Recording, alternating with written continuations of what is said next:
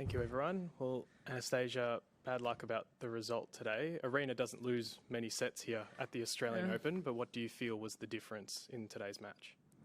Well, at least that is a positive thing from this match, and a victory for me. I won the set.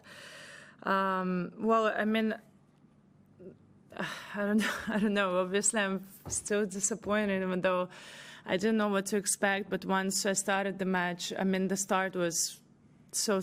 I just felt like, wow, I'm completely off. I don't feel the ball at all, and she's hitting so hard, and I cannot hit the ball at all. And conditions were completely different from previous days because I was playing in the daytime, and it was completely different courts. I feel like this is the toughest part for us, being not high-seated enough to, because we don't get to experience Rod Laver in this center courts, and especially night session is like completely different conditions. So that was really difficult also mentally. I thought, oh my God, it's just embarrassing. Like I cannot really play tennis. And then I'm happy with the way I fought back into the second set. I broke her at 1-1, I think, and then kind of found the momentum and started to hit the ball and got into the rhythm. And then, yeah, it was also really windy and, yeah. But, I mean, obviously, Aryna she was quite consistent throughout the match, hitting the ball, serving. So she's a very tough opponent. So once third set, I lost a little bit of concentration, then she right away took it. Scott. That was a long answer. Bad luck on the defeat. I think you last played Aryna in 2021, so nearly 4 years ago. How would you describe the way she's changed and obviously improved in that time? Yeah, I mean, she's obviously more mature, you can tell, and mentally stronger for sure. I think she could get frustrated a lot faster in the match, and also her body language, like you could see she was frustrated before. I think this part she definitely improved a lot. Also, like in the third set when I was up a break, I couldn't really see and feel that she was like frustrated or upset about it. Like she was pretty calm. So I think that's very strong from her. As I said, she kept going and playing her game regardless of the score. So that's always like a good sign of a champion and a good, obviously, athlete as a performance. Courtney. Tough luck. In that third set, I think, especially in the last two games, you were serving with the wind at your back. How much more difficult was that? Is that just kind of bad luck that those two games both... Yeah, did you see this? You could see this wind?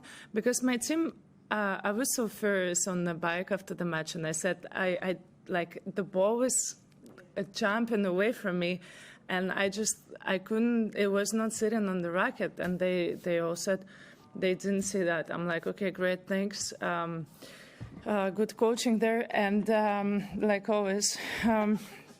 And then I'm happy you saw it. So, yeah, that was really tough. Obviously, it was for both of us, but she was on the opposite side for the last two games, which is probably, a shame for me because I really didn't feel much. Like, it was just not sitting on the racket because every time after serve, the ball, I want to hit it, but then it kind of, with the wind, it takes the ball away, and then it just never, I could not really hit it. So, and then of course, as I said, once you have this little gap of or something, concentration is off, and then Aryna took it. So, and then she just served it out pretty well. Yep. For quarterfinals here, do you feel like it's a place where you play some of your best tennis? How would you explain that sort of level of success? I don't know really how to explain this. Obviously because I've done 4 quarterfinals here, I kind of have done quarterfinals and at other slams, okay, like not 4 times, but still. So I think sometimes it's about like momentum or like, I don't know, just clicked something.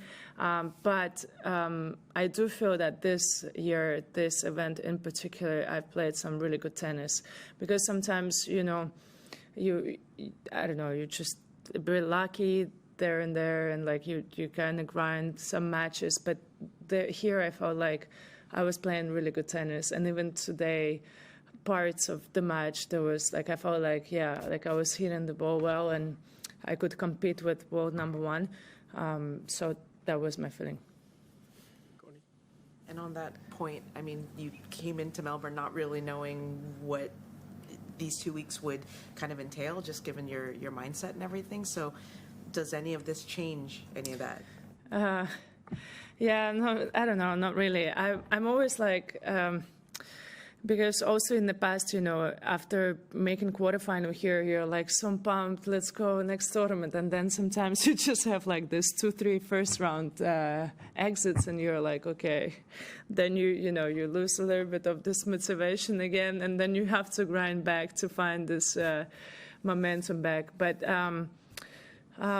yeah, I in general would like to take this year and approach to this year completely different, because I'm obviously older, and yeah, I've had a great start to the season here. So I'll try to take this momentum to the next ones, and I just want to try to play my best tennis as much as I can every event, and just enjoy this year to the fullest, and then see.